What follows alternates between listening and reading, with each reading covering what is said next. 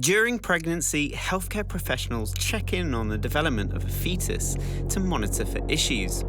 Prenatal tests for chromosomal disorders such as Down syndrome involve invasive procedures that put the fetus at risk. Thanks to the pioneering work of scientist Dennis Lo, we now have safe and non-invasive blood tests that can screen for these conditions. Lo's work has revolutionized the field of prenatal screening, introducing safe and effective tests that have dramatically reduced the need for risky procedures, benefiting millions of women around the world. While studying medicine, Lo became interested in trying to detect DNA from fetal cells circulating in maternal blood. If successful, then a simple blood test could be used to screen for fetal genetic disorders, replacing or reducing risky and invasive procedures such as amniocentesis and chorionic villus sampling, both of which carry risks of miscarriage.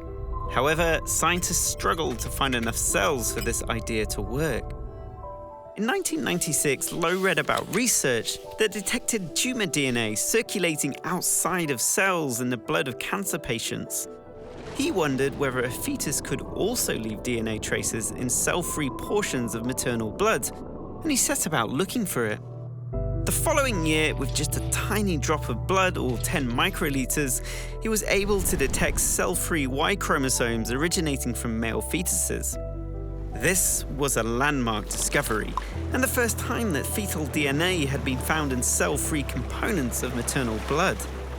Ultimately, Lo was interested in developing non-invasive tests for clinical use, and his first success was in determining Rh status for a simple blood test, previously only possible through invasive testing.